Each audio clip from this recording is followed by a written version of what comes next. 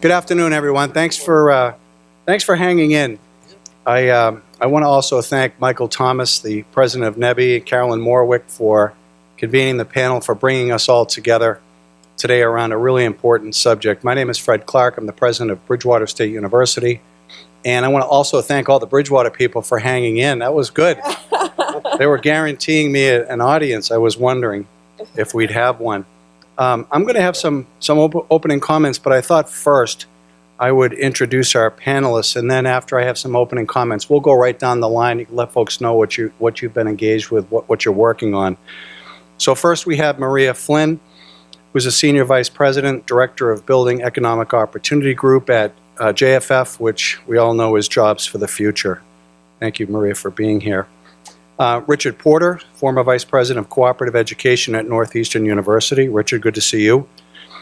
We have Marjorie Cohen, Senior Policy Analyst, Education Division, National Governors Association Center for Best Practices. It's terrific. And finally, Maureen Dumas, Vice President for Experiential Learning and Career Services at Johnson & Wales. We had a great conversation on the phone a week or two ago, and I know they're going to be terrific today. Let me just give you a couple opening comments, and I'm not sure if I was selected for this purpose, but we have had a focus at Bridgewater State University on internships in particular. I've just finished my first year as president, but before I became president, I was the vice president for external affairs at Bridgewater State. And I think the timing of this conference is absolutely perfect. And I know this is true in all of New England, it's particularly true here in Massachusetts, but we have a really significant demographic decline in K-12. We have so many fewer students in K-12. We have about 9% less people graduating high school than we did just a couple of years ago. And that will continue all the way out, at least from what I've been told, all the way out to 2030. And if you take that implosion of the number of folks in K-12 and couple that with the number of people that are retiring every single day in the baby boom generation, you can see very quickly that we have an imbalance. And in Massachusetts, by 2020, we will have anywhere from 40 to 60,000 less people in the workforce with college degrees. 40 to 60,000.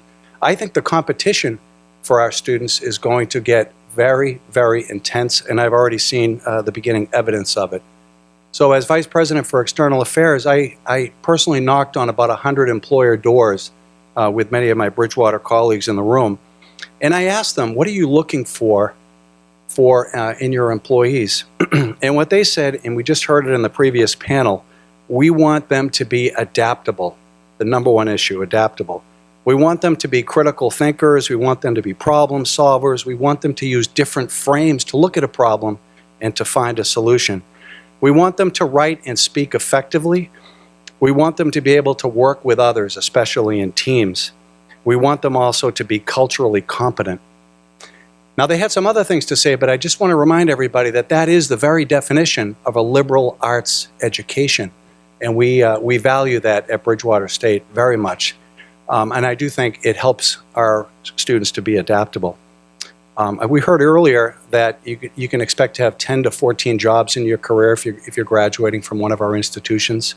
Well, I was introduced by our previous provost about a year ago, and he went through my previous 8 jobs, and I thought I was doing pretty well in my progression until he said, I guess Fred just can't hold down a job. So, but our students really will have to be adaptable going forward. So we took a look at liberal arts, but also obviously a high quality major, the skills that you acquire there, and then some kind of experiential education, particularly through internships. We thought all of those things were important. But when we looked at our internship infrastructure at Bridgewater, we had a part-time person working for John Paganelli in Career Services. John asked the best questions. I heard that, by the way, today. And we did not have a separate effort really for internships. We had 1,000 internship opportunities in our database, but only 200 were getting taken advantage of, and in total, only 12 were paid. And what we realized is that with half of our students being low income or first in their family, or students of color or some combination, students couldn't afford to do an internship. They couldn't come to Boston or go to New Bedford or go to Providence. They couldn't afford the gas, the train fare, the parking, whatever it might be. So they stayed in the jobs that paid them, whether it was the 99 restaurant or bagging groceries or something like that. That's why only 20% got taken advantage of. And we had a really loose inventory. Faculty owned internships and they kept them from the administrators because there's really no need for them to connect with us. So we looked at all that and we said we need to make an investment. So we created a full-time internship office. It works very closely with career services and external affairs as well. We did an inventory of internships, and that was important, credit or non-credit. And then here's the most important piece. We worked hard to create paid internships. Paid internships. Now here's the public policy component. The state of Massachusetts, I won't say they did it intentionally, but they've done it consistently anyway. They've given us, through the state universities, $1 million to incentivize the raising of private funds to match against paid internships. $1 million a year, we divide it amongst the 9 state universities, and at Bridgewater State, we've been able to leverage what we've gotten over the last 3 years to create $1.6 million in paid internships. This year, we had 400 paid internships for our students, up from 12 3 years ago. That is making a huge difference for our students, and the number of internships that are actually being taken advantage of overall has increased rapidly at Bridgewater State.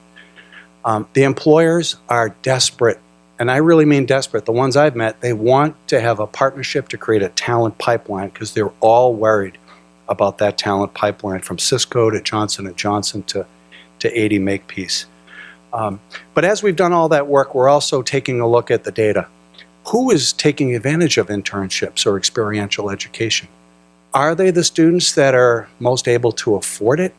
Do they look like our typical students on campus? Are they residents? Are they commuters?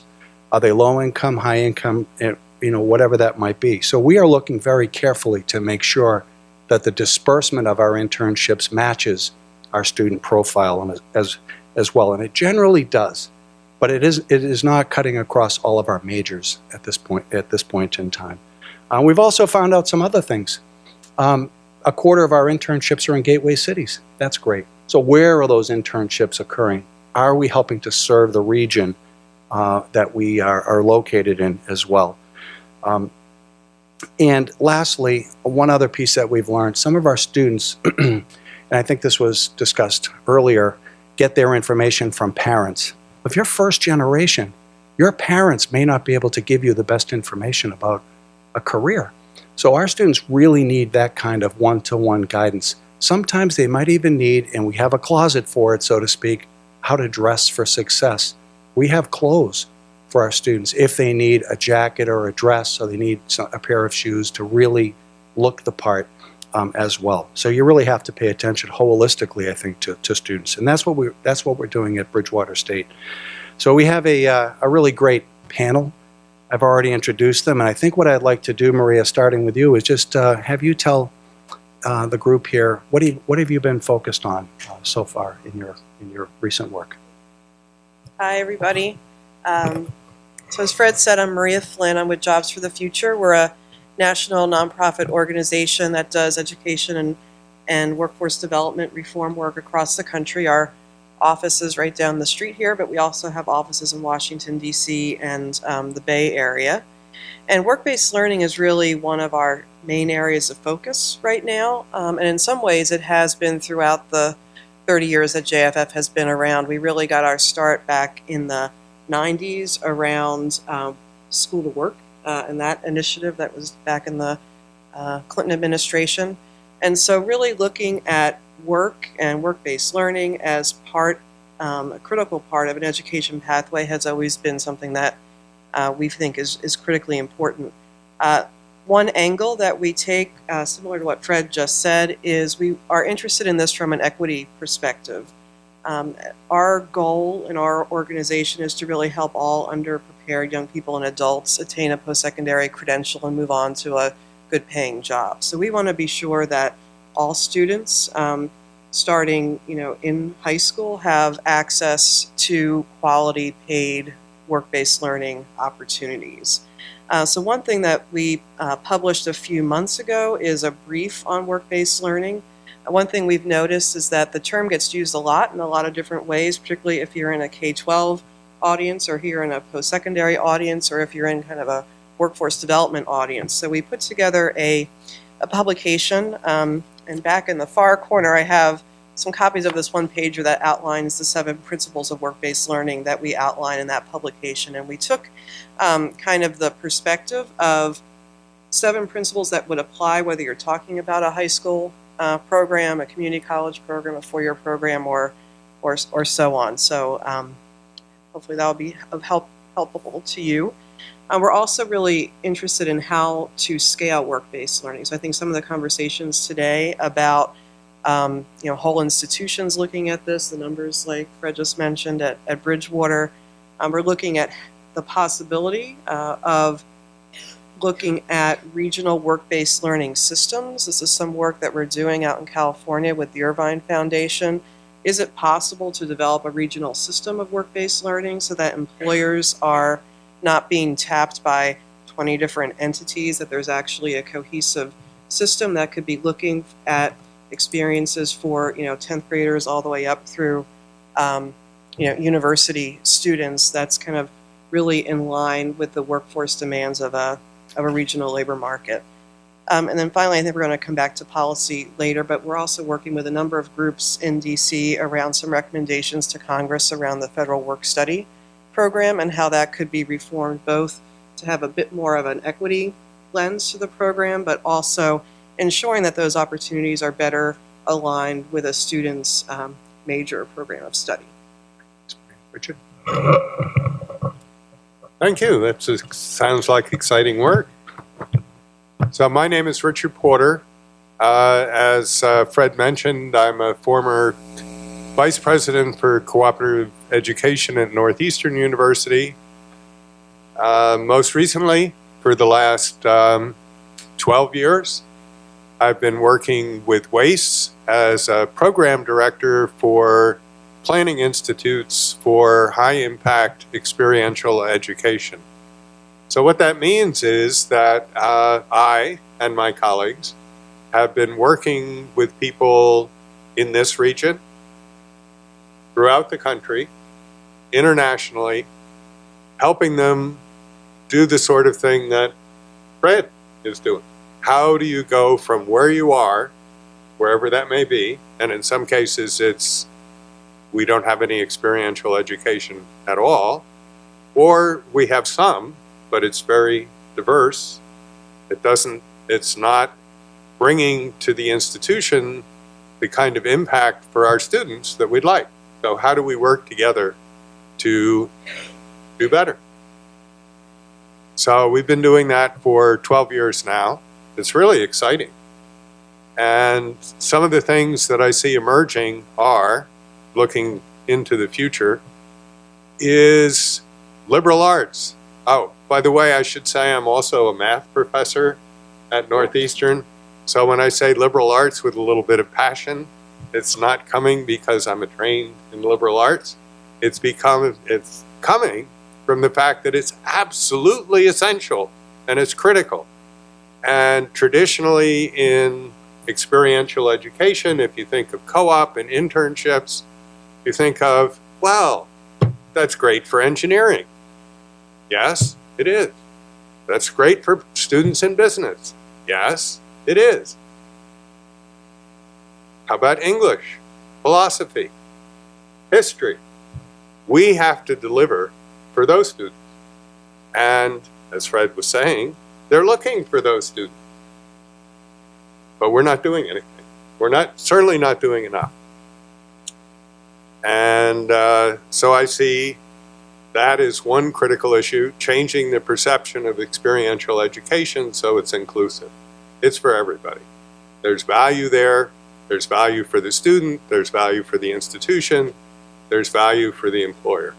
Just untapped. Quality. You have to deliver quality programs. Because, again, as was mentioned earlier, the pipeline is shrinking. Do we want to survive? I want to survive. So we have to offer quality. We can't just say from the school perspective, for people who are thinking about coming to our schools, we offer internships. Everybody's going to say that. What you need is students who are having absolutely fantastic experiences, and they will help you fill your classes. You need employers who are having absolutely outstanding experiences with your students, and that requires some work on your part before they go there, if you're from the school perspective. If you're from the employer perspective, you want students who are going to come in and make a difference and contribute to your workplace. How do you do that? How do you manage that so you get the real impact? So these are the kinds of issues that we talk about in the Waste Institutes, and I love it. Thank you, Richard. Marjorie. Okay, so I'm going to take a pretty broad view. I work at an organization called the National Governors Association in Washington, D.C., because that's where we are, as one would think. So there are two sides of the National Governors Association. There is the lobbying, the federal government, meeting planning, and sort of that side of and that's a 501c4. On the other hand, there is the Center for Best Practices, which is where I sit, which is a 501c3. And we are grant funded, and we work very closely with states, with governors, with their senior staff, agency staff, to really help them move the needle on whatever it is that they're hoping to do. And I say that just so that you have a sense of this. Interestingly, from the 90s, if you remember, a lot of governors wanted to be the education governor.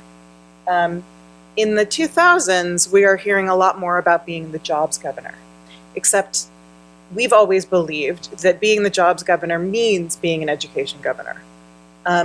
So in 2014, Governor Mary Fallin from Oklahoma became our chair, and every chair has an initiative, and her initiative was called America Works. And through that, we really started to help states, and actually internally as well, connect education and workforce and training to the needs of a state's economy. And that ended up being a very big job. There are, whole agencies that don't talk to each other. There are whole parts of agencies that don't talk to each other. So it was really about getting the K-12 chief, and if there was a state higher ed officer, and there is not in every state, and then if there isn't, then the community colleges and the universities and workforce development or labor, and really getting everybody into a room and saying, how do we all pull in the same direction? How do we understand what we want our economic development to look like? And how do we help get ourselves there? How do we grow our own? How do we take the folks that are already here and really prepare them for the kind of workforce that we're hoping to have? And so from America Works came a 2-year technical assistance project called the Talent Pipeline Policy Academy. And its job was really around connecting education and workforce to the state's economic needs. And we had 13 states that were doing this. And they are, the 2-year project is about over. We have a continuation grant. We're going to help a few more states dig a little bit deeper. And we really looked at the components of making this partnership and collaboration actually work. And we pulled from actually collective impact to really help them understand. So each state really thought about a vision, whether that's an attainment goal or even just a general sense of we want to make sure that we can fill all of the jobs that are coming in. There was a real effort to connect data systems and to have data-driven decision-making on the state level. There was a real focus on partnerships, particularly high-quality employer-led partnerships. And then the fourth piece was really realigning resources and incentives. I have a colleague who always says that, the way that you can tell a state's priorities is to look at their budget. So in doing all of that, we've worked very closely with these 13 states, really putting people in a room that have never been in a room together and really getting them to speak the same language. In the process, we have also developed another policy academy specifically on work-based learning.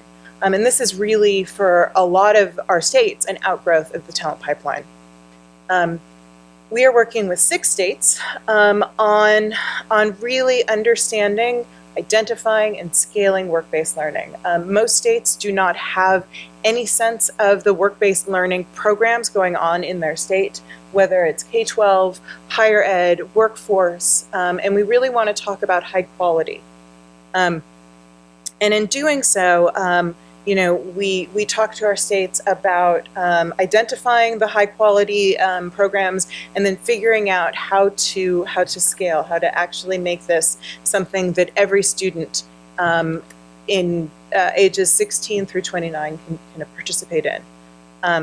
And I just want to throw out the idea that one of the things we have not really talked about this today has been what is considered the gold standard of work-based learning, which is registered apprenticeship. And that is not much like we were just talking about. That is not just construction and traditional trades. That registered apprenticeship can be in almost any industry and gives the work and learn piece all at the same time. And that's something that we're really working with our states to understand. Thank you, Marjorie. Maureen. Thank you, Marjorie. I think, as Marjorie said, you can tell the importance for a state by their funding. You can also tell the importance for a higher education institution, what their funding is for career services and the emphasis they put into that. I think it works both ways. And for a state to have a great relationship with their higher education partners, there needs to be an infrastructure at those partners to be able to work with the state on the initiatives that are happening. To give you a little background of Johnson & Wales, I'm very fortunate. I'm fairly new to my role. I'm about 5 years into it. And before I came into this role, my area, Experiential Education and Career Services, reported to Student Services. So we went through a real transformation. I am an academic unit now. I have a seat at the table. For those of you who were here for that last presentation, I have a voice and I can really influence the direction that the university is going in. And for us, part of our mission is to provide our students with an authentic learning experience. So for every one of our students, they have to have that experience. And we define it as an experience that is faculty-driven, that is for credit, and that is with a partner. Whether it's a nonprofit or industry partner, they have that opportunity to do that. And the greatest way that we do that is through internship. And we have 4,000 students who intern every year. They're in 50 states and they're in 23 different countries. So you can imagine with the size of the number of students that we have interning, it reflects the size of my department and the budget that we have. We are very centralized in what we do, which was a big change that we made when I came into this area. One of the things that I really wanted to talk about, because I think it's been a theme that I've heard throughout all the presentation, is how do we get our students to be able to articulate what they're learning? How are we transferring those soft skills? I'll use that bad word that they said the last presentation if you were there. And, for us, we did that. We made a lot of changes to our industry project. In the past, the industry project was very much focused on that industry partner. What could the student do for them in that one term that they were there? And we changed it so that project was on the student. So again, simple things such as goal setting. What do you want to get out of this experience? And it's faculty driven. So there are prompts throughout that term to say, are you meeting your goals? Are you doing what you thought you were going to do in this experience?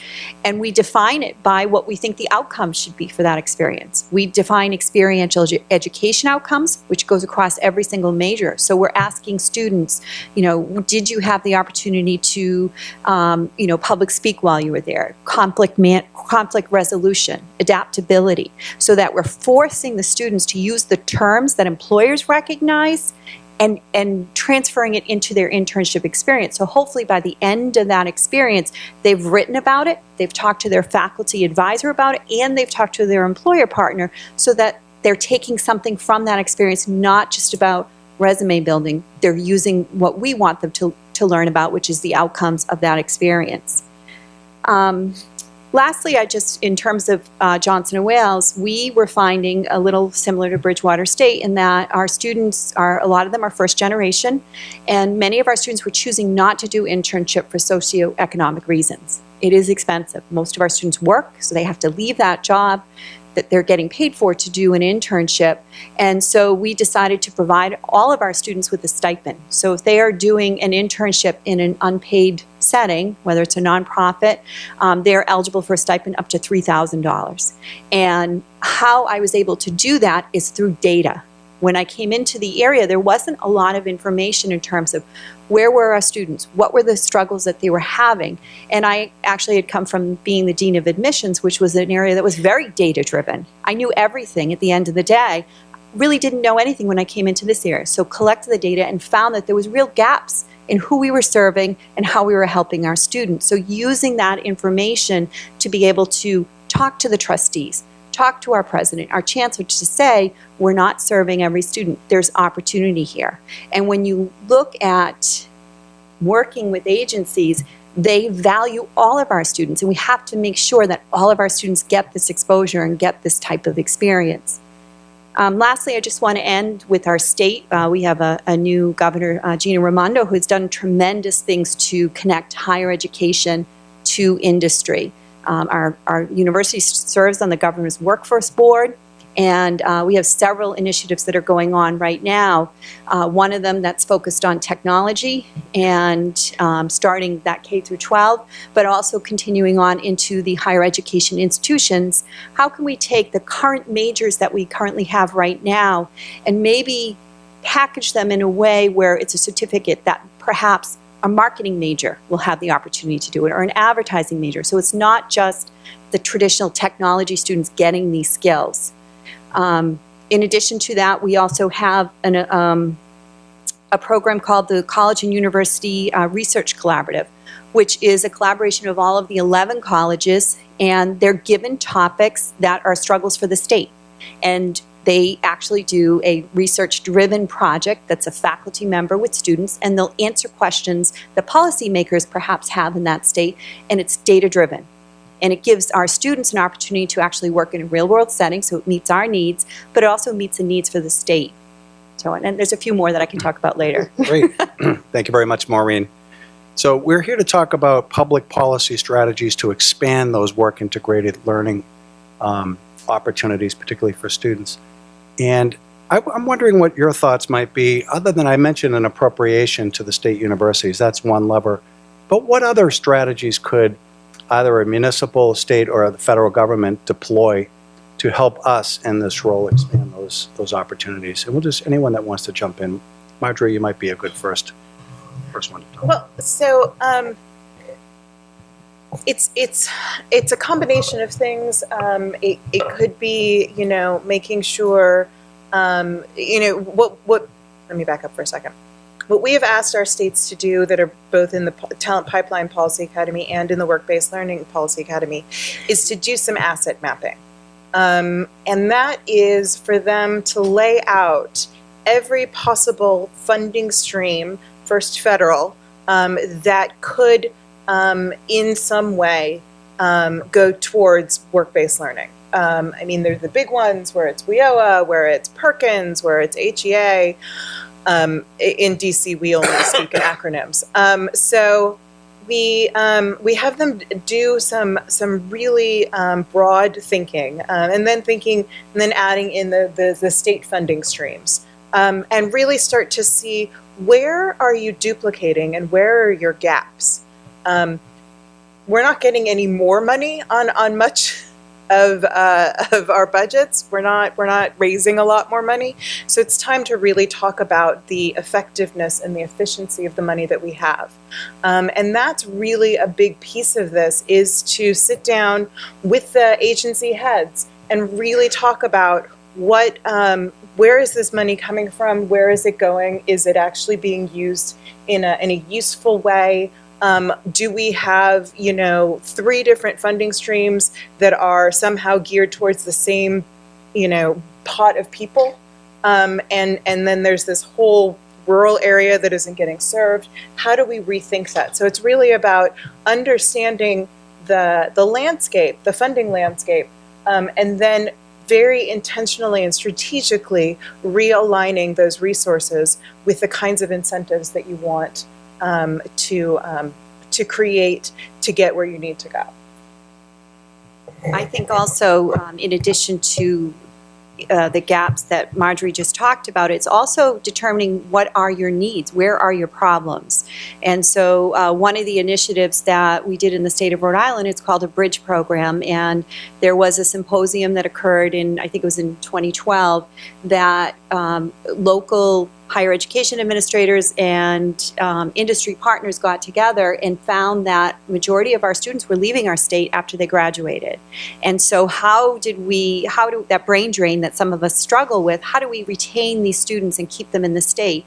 And from the research that they did, they found that if they did an internship in the state and they became engaged in that internship, they actually had a higher percentage of staying.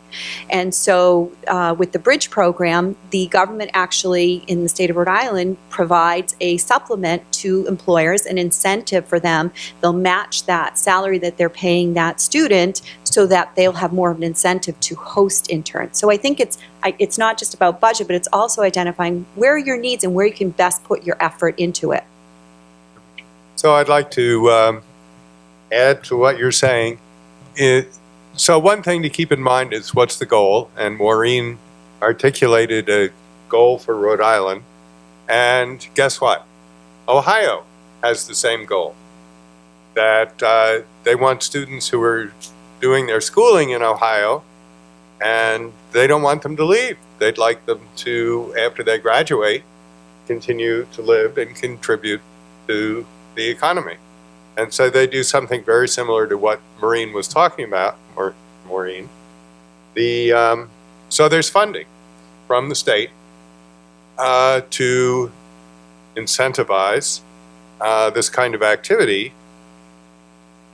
And one thing that I think is really important in the Ohio model, you can Google it, it's Ohio internships, and you'll find lots of good information about the program, is that it's a collaboration of higher education institutions and employers working together, because you need a couple of things.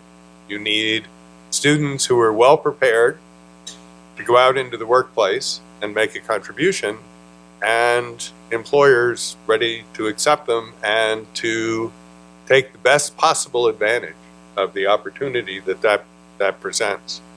So I would say that in thinking about this in other contexts, Thailand has, just to mention something outside the United States, has a similar kind of program, that it's the collaboration.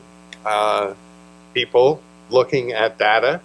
I should say data is really important here for assessment, to help people understand is what you're doing working? How can we make it better? Both at the individual learner level, at the program level, and then if you have a state who's investing its valuable resources in this particular direction for a goal, are you meeting that goal? Are you having the impact that you want to have? You need to answer that. Yeah, I would just build quickly on what Marjorie was saying about some of the federal funding streams. So I think I would really encourage folks to look at the WIOA funds, Workforce Innovation and Opportunity Act funds, both kind of at the state level and with your regional workforce boards. There's a bigger emphasis in this statute than in its predecessor, WIA, around on-the-job training and work-based learning, both for young people and adults. TANF is also another source that could be looked at, particularly, to fund job experience for TANF-eligible participants.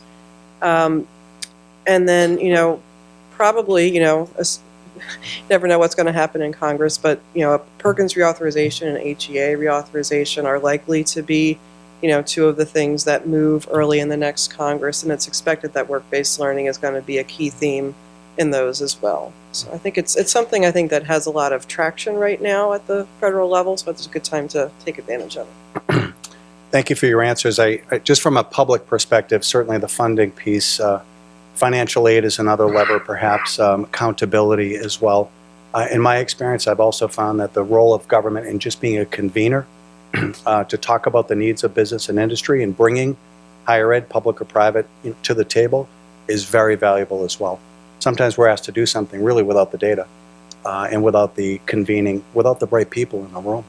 So I would add that as well. But if we were to, in Massachusetts, say to our governor, Charlie Baker, Governor Baker, you really should look at this one state, this particular state, which is a best practice. And we've heard a few states mentioned. We talked about the academy, the 16 states in there.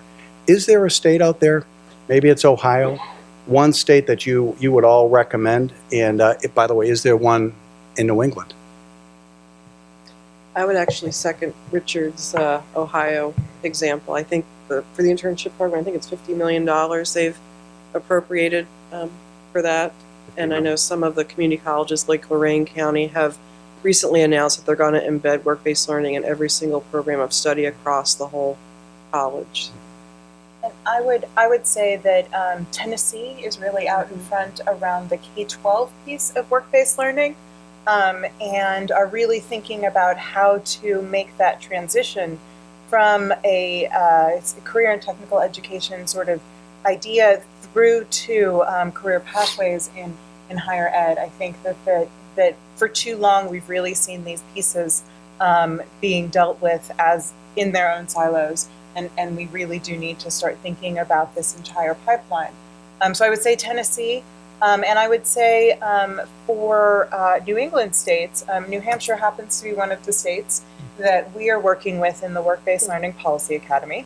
And for those of you who were in the panel earlier, one of the panels from earlier this afternoon, Ross Gattell, who is the head of the community colleges of New Hampshire, has really been able to talk and put together some really impressive career pathways and think about work-based learning along with his counterpart in the New Hampshire DOE, Paul Leather. They've both been really working to push the idea of infrastructure and scaling work-based learning. Ohio, Tennessee, New Hampshire. And I would just add, I think Ohio had great success because of Nancy Zimmerman, and she is now in New York. Yeah. And I think she's probably going to, if she can, do the same thing in New York. And she's already started that work, and I think New York will be at the forefront as well. I want to ask you, and this is something I worry about as a president, and I certainly worried about it when I knocked on those employer doors. Do you have strategies that you could share with a group for how to engage an employer in the first place? And then how to make sure that that engagement is sustainable going forward? I live in fear that we're going to knock on the door of Johnson & Johnson, have a great couple of meetings, have an internship or two, and then no one tends to the relationship. There's no relationship manager. That's something that keeps me up at night. Do you have any strategies for the group about that? Yes. Well, I'll go first. Yeah, go ahead. Oh, yeah. This is a lot of work. There is no magic bullet, except that I think communication is absolutely key. Probably the most important criterion is the students. So if you're setting up a relationship with an employer, you want to make sure that there's a good match between what the employer is looking for or needs and what your students can deliver. You need to make sure they're well prepared in everything you can think of. That they, for example, they walk in the door and they're ready to go. They say, I'm here. I'm ready to make a contribution. Tell me how I can help. They're not there to sit back and just take a look. So what employers react to is students who do that. Now they also need our help to make sure that they understand how they can get that kind of return on the investment that they put into having students in their workplace. So, and that's not always easy, especially if you don't have ongoing programs. You need to work with the employers to help them understand how they can get the most out of that. And then when that works, then you keep it going, right? But if the student experience isn't working out for the employer, it's not going to be helpful. I know Marjorie and Maureen are fighting over the mic. We're not fighting. We're sharing. So I would sort of flip that. What you were just talking about is definitely the micro, the student level. Yeah. I would also consider sector strategies.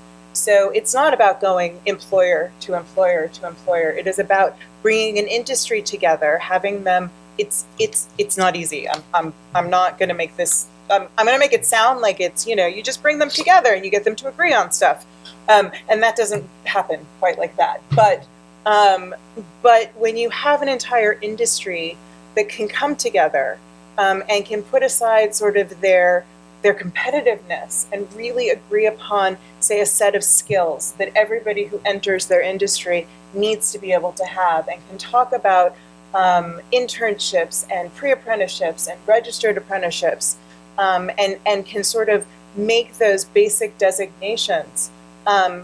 You no longer have to go door to door, and you no longer have to really worry year to year, because there would be employers coming in and out. But you've got an industry, usually something that maybe already has an industry association on a state level or even a regional level.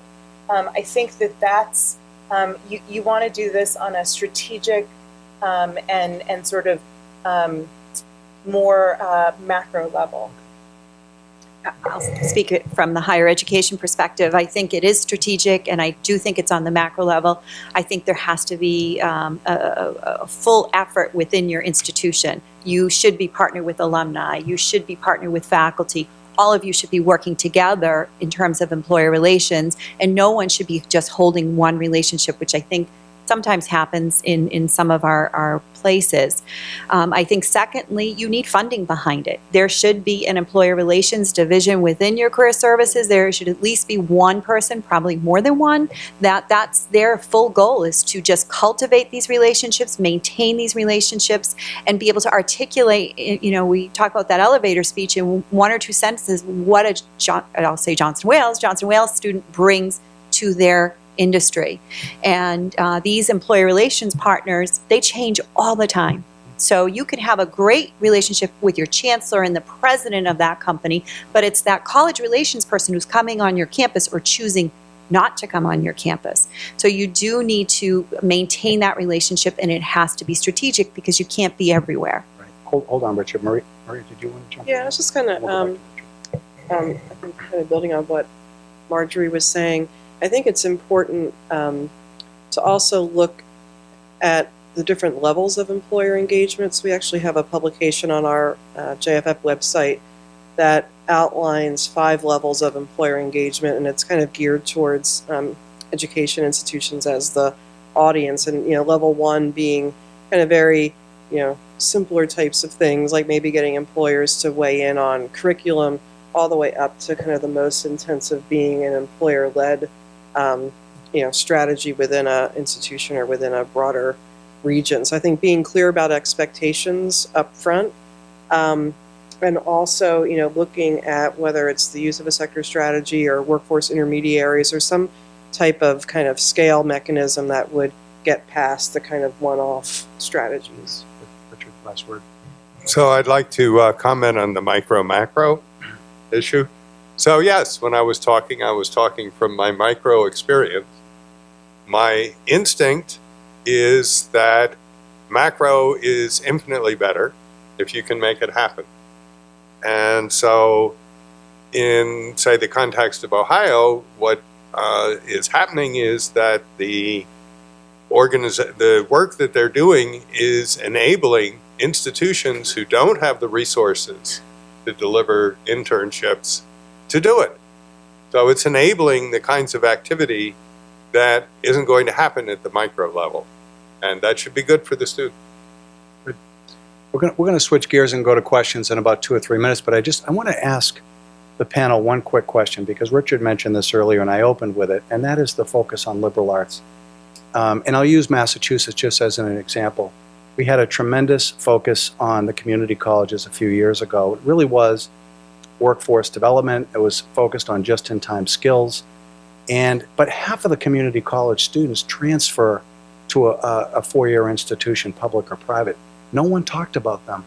No one talked about the liberal arts. No one talked about the adaptable worker and all of these things. Is there something that we as a higher ed consortium across New England can do to really put a focus on the importance of the liberal arts, kind of the career trajectory over the course of an entire career, not just the first job? Do you have any thoughts about that? I would just, I have a quick thought. We don't actually have a stance on this, but it's got to be a both and. I think the idea of pitting STEM versus liberal arts is a straw man worth knocking down, and that it's about talking about both of them sort of simultaneously, and explaining that the skill set that comes from any number of career pathways is important. And I think that's really I would love to see us stop butting heads that way. Yeah, I agree. Anybody else on that? I think I would just add that the ability for our students to be able to articulate what they learned in the skill set and how that translates into whatever position they're applying for. I think there is that little bit of, the health sciences versus the liberal arts, and how much do you provide for each major. If students are confident in what they're learning and they can articulate it and it transfers to what that employer is looking for, in the end, it won't matter what the major is.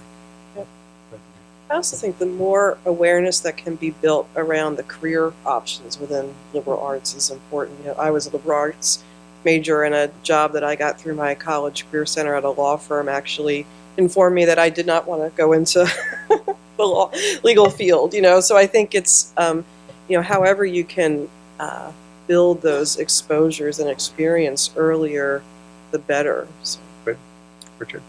So I think we ought to change undergraduate education altogether, and it should be interdisciplinary. That students coming out of our schools should have absolutely great communication skills, reading and writing skills. They should know history, they should know philosophy, and they should have some ability to think in a variety of settings, some of which may be analytical and data-driven, and they need to work well in teams and all of the things that you said. And I just think that we need to provide an education for the students that has them experiencing the perspective that you get from multiple disciplines and working to bring those different perspectives together in the work that they do as undergraduates. Just one example, as I said earlier, I'm a math professor. I talk to students who go out on co-op, come in, tell me about their experiences. We work with them. One assignment I asked was, what was the most meaningful undergraduate course you ever took? So I expected linear algebra, algebraic topology. What did I get? The most important course I ever took at Northeastern was communication skills. Well, I second all the comments that were made up here, and I asked the question not just because our Dean of our College of Humanities and Social Sciences is in the audience, but also because it's what I hear from employers, but what I don't hear is the voice of employers on this issue. And actually, maybe it's industry groups. They need to be a little bit louder.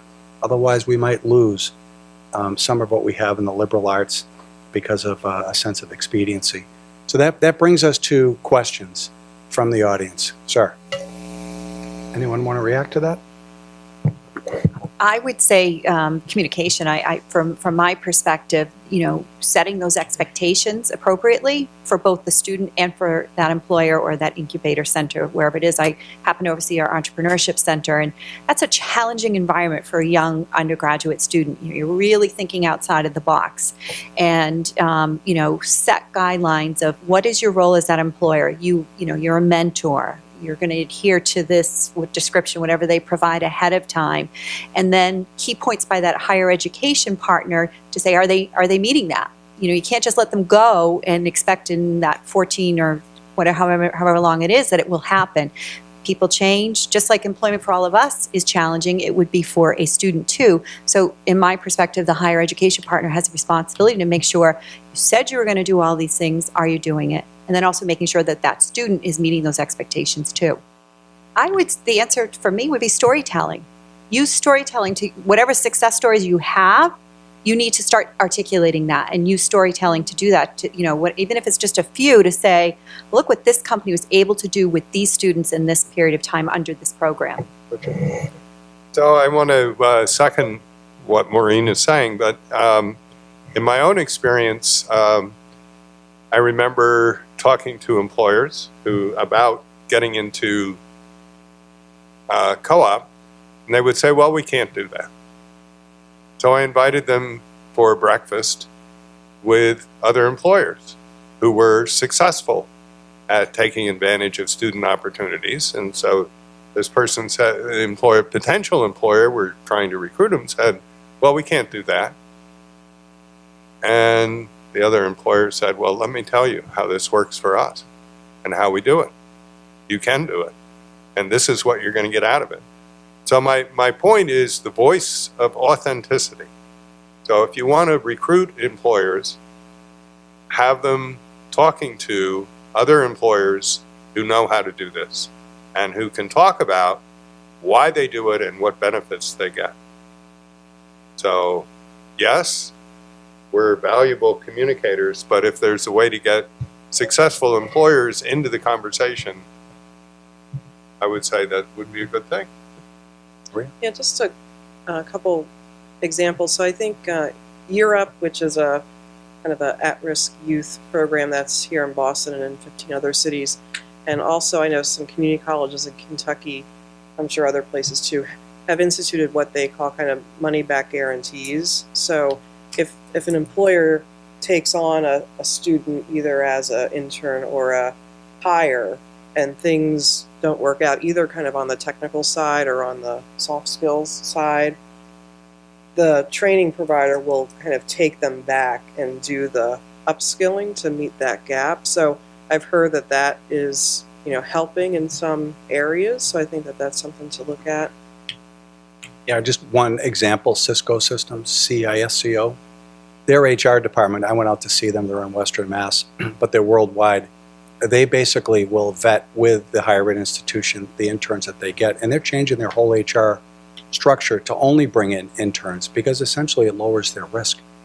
It lowers their risk in terms of the hiring mechanism. They know a little bit better what they're getting before they have to actually buy that talent, so to speak. That's what they told me. So another question? We probably have time for one or two more questions. Anyone? Paula? I'm going to give a quick answer and then we'll go to the panel. But in Massachusetts, I think we have a lot of work to do, but we're definitely not there yet. But in southeastern Massachusetts, and really this is the case across Massachusetts, we would not have a talent shortage if we were able to focus on gateway cities and then to have students basically get through the K-12 school system at the same rate as suburban students. Go to college at the same rate, get through college at the same rate. We would not have a talent shortage. We would have a talent surplus. So in southeastern Mass, we are working on that, but really without the kind of state encouragement, with zero state dollars really to encourage that as well. I think we need more leadership along those lines. I think a gateway city focus is one of the ways to get there. The panel, anybody?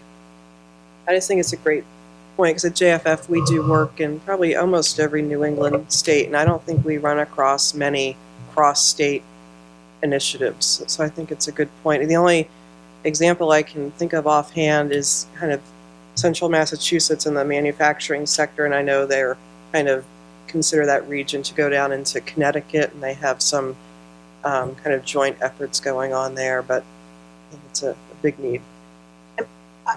I'm thinking through sort of that regional partnership, and most of the ones that I know are sort of metro area, which involves multiple states.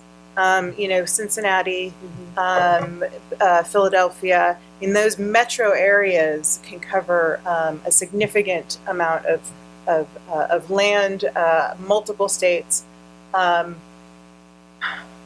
far as sort of like whole multi-state collaboratives,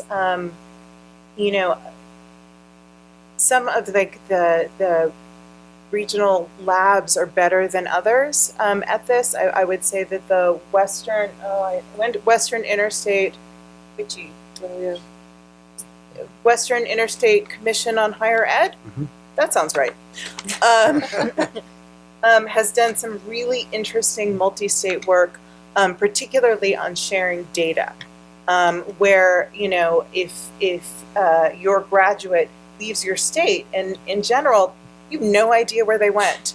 And so this is a collaborative that actually lets the states understand within, a multi-state area where their graduates go, what kind of jobs they get, whether they move back. It's a one of a kind right now, but I'm hoping that it spreads a little further. Maureen? I would agree with the panelists. I think there is a real gap. I really honestly can't think of one strategic organization that's doing that. But what I would say is that it's coming from employers.